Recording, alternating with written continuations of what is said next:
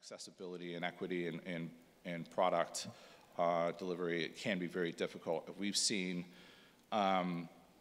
in some of our friends that are celiac, I know that they do celiac tours and things like that, so they can be a little bit safer. And then of course, there's the mobility and walking assisted issues.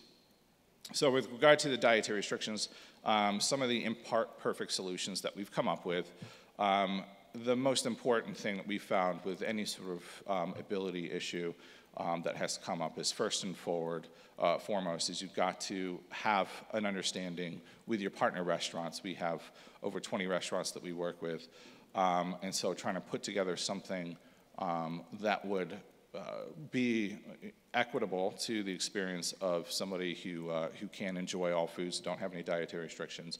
And then of course, as always, you have to fact gather. You have to reach out to your guests if they've identified some type of issue that they have. Especially for us, we're not a big corporate machine, but we're no longer like a small mom and pop shop. And so making sure that we have great information and not just assume we understand the issues with regard to the abilities. So flag potential issues for alternative tastings with that, and then be sure the guest is aware of the limitations of the tasting alternative, and then assess whether or not partial or full refund is necessary. And that's just the reality of it. We cannot, in certain circumstances, provide an equitable alternative, and we will be upfront and honest with our guests when that becomes the case. Difficulty walking is very similar. You still got to fact gather. There's early guest interaction with them. You have to identify the level of assistance that's going to come from that fact gathering. In the past, we've had to help line up wheelchairs or mobility scooters. We've ordered pedicabs for assistance. Those are basically little rickshaws you see around Savannah to help pick people up and drop them off at certain locations. And then obviously we've designed our tours so that they're slower in terms of a walking pace. We don't have anything that's over a mile. And then identify which restaurants require modifications for those, including getting ramps that we've had to do in the past, that we talked before. And some of those locations we've actually had to coordinate people coming into the service elevator and then taken through the back of the restaurant, which again is not perfect, but at least we can get them down into, say, like a subterranean restaurant. The hard of hearing concern, I wanted to bring this one up because this happened within the last 6 months, and it's the first time it happened, and very much more of a serious alteration than we've had to deal with in the past. So hard of hearing, we've always designed our tours so that we can keep our groups smaller, we can keep people closer, so we can chat about without yelling and things like that, and it's a little bit easier. And then we train our staff as well to make sure that they're always facing towards the guests and never doing one of these moves. Right behind me is the thing that we're talking about, and nobody ever hears it. So training your guides to actually talk to your guests and so they can see your mouth, and other such techniques. We did have one deaf guest, like I said, in the last 6 months. And we had to hire an ADA interpreter, and it was $350 for a 3-hour tour, and I just told you it was a $62 ticket. So, and then this person was great. They gave us a lot of information, ADA places to look into to get assistance, and we were able to find somebody for them. And they also advised us of getting a tax credit too, which was really helpful. But as a result of that, here's the reality of it. We got to increase costs, whenever there are some disabilities that are going to be impacted based on the tour that we provide. $350 sign. We also have a $100 pedicab for a $65 ticket, and a variable cost depending on whether or not somebody needs a wheelchair or a mobility scooter. But there are some federal assistance. And I'd like to point out again, because we have the volume, the 22,000 guests, in the end, those extra costs are minimal. They really don't impact us in the end. It's only, as I pointed out there, the $350 interpreter, sign language interpreter that we had to have, over 22,000 guests, that's less than 2 cents, per ticket increase. So it really doesn't impact us that much. And then some of these changes anyway help us become a better company. So there's that. However, I'd also point out that there's still people that we cannot provide a quality experience, and then things like celiac and food allergies.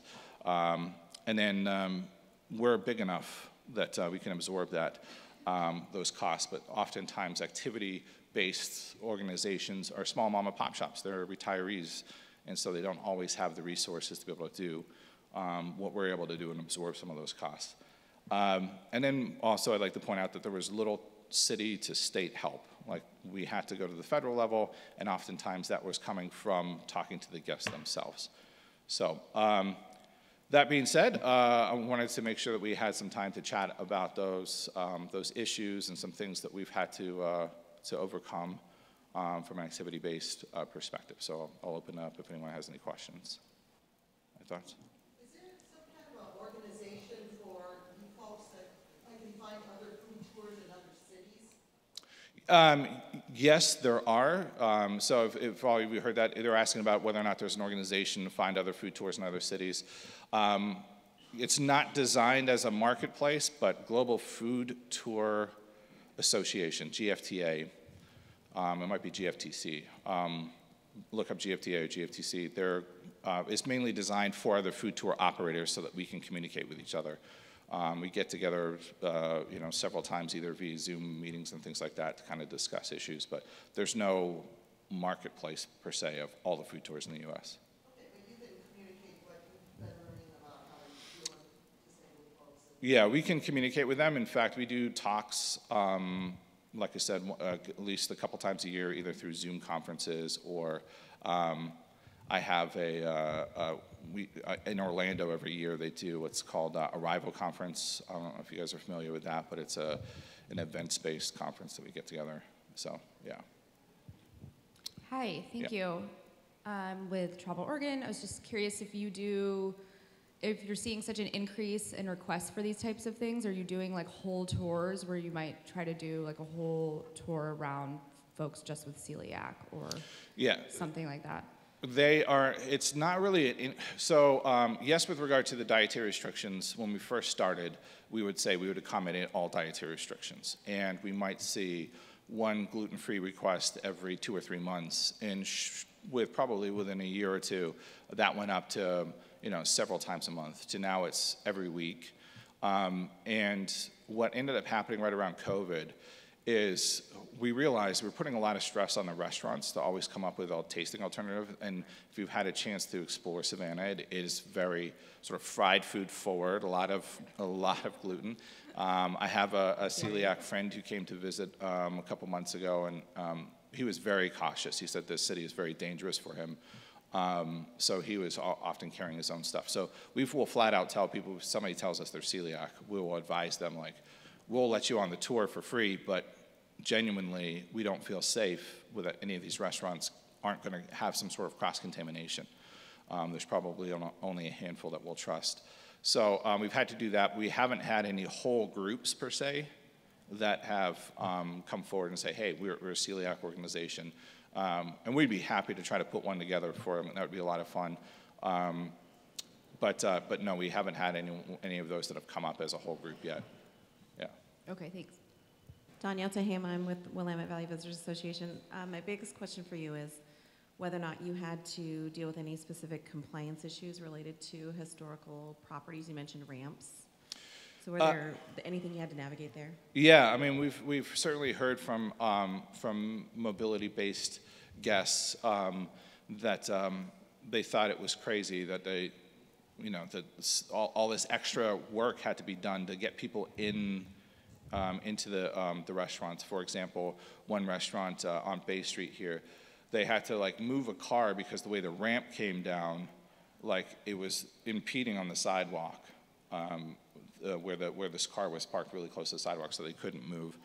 And thankfully the guests aren't taking that out on us or even the restaurant, but it is one of the things we talk to the city about a lot. Is there something we can do? Is easier ways? They did just redo our sidewalks on Broughton Street, but I think they actually made it worse, as pretty as they are for mobility guests. So, yeah. Did you have any issues with entryways when it comes to certain adaptive equipment or wheelchair access? So there's a couple of subterranean restaurants in Savannah near Broughton Street, for example, Ordinary Pub, as well as Alligator Soul. Great restaurants, well worth your time going to. But there is no good way into those restaurants. You have to take the service elevators, which means going into an alleyway, entering in through a dirty alleyway where all the grease pits and trash are, and then into a service elevator, which is usually covered in whatever garbage that they're moving up and down, and then entering through the back of the restaurant.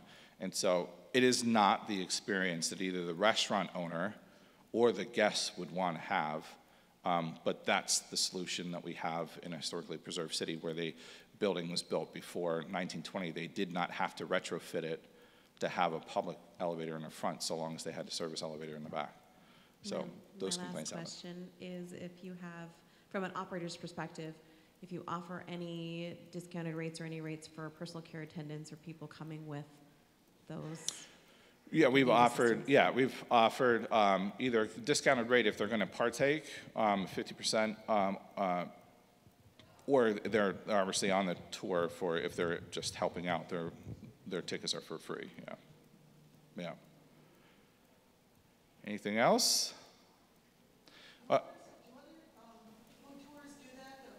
I'm a professional travel companion, so, and I'm going to take the gentleman to Greenwich Village on a Greenwich Village food tour in a month. So, Yeah. Yeah, I can get a discount going along. You should be able to. Like, I can't speak for other food tour companies about what they do, but most of us, like I said, communicate and talk to each other on a regular basis, and so we're all working from the same sort of game plan, if you will, in terms of making sure that if you enjoy yourself in a food tour in Savannah, then you're going to want to do it in other cities. So we all make sure that we're at least covering our bases. So I would imagine that they're doing that. Yeah. Thank you very much to